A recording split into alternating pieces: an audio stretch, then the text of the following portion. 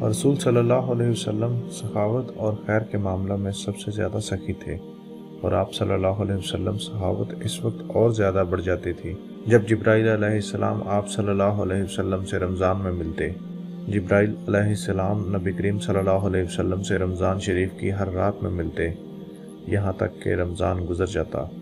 نبی کریم صلی اللہ علیہ وسلم جبرائیل علیہ السلام سے قرآن کا دورہ کرتے تھے۔ جب جبرائیل علیہ السلام آپ صلی اللہ علیہ وسلم سے ملنے لگتے تو آپ صلی اللہ علیہ وسلم چلتی ہوا سے بھی زیادہ بلائی پہنچانے میں صحیح ہو جایا کرتے تھے۔